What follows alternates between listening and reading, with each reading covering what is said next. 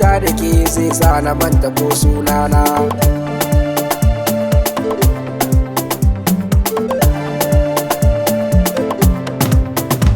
Sunana da naki kusan ɗaya ne in kin fahimta, ke ce za na baiwa duk ragamar zuciyata.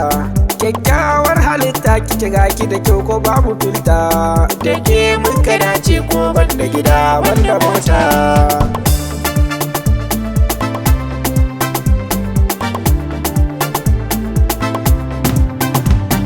Akan ki zan yi yaƙi ko banda makami banda kota, ashe jarumi ne akan sanki zan yo sarauta. Taho nan ki zauna yar uwata yar gidan sarauta, ke ce zana goya a baya na zan daga tuta.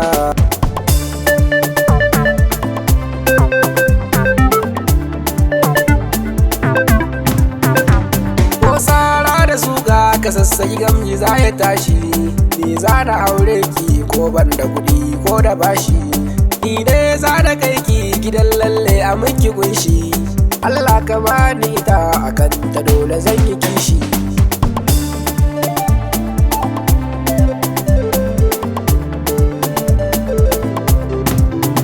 To taho yar gata da rahin ki wanda banda sisi, kake da kyawun tsora akan ki ne zan yi kishi. So da kauna da baki ba na so ne ki bi ni bashi, ina ma na same ki a yau matsayin matata.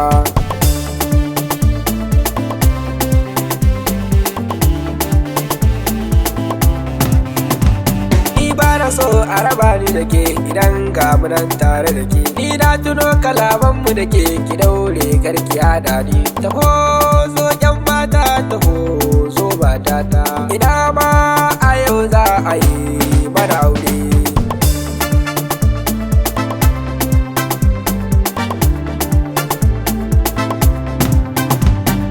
Fara aje ki a ƙauye, kin wuce matan ƙauye, a gure da ke kin waye, kin wuce gyatta waye. Sunan ki da sunana sun zam harafi ɗaya ne, ke muna alƙawari na san baki da tawaye.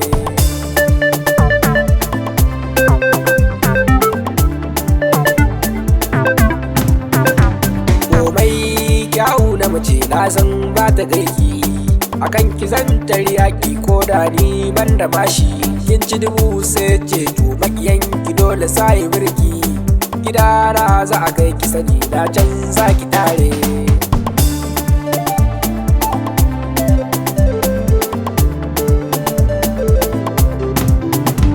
Auren mu ya kusa insha Allahu ni da ke, alƙawari na miki ke kadai ce ni zan rike.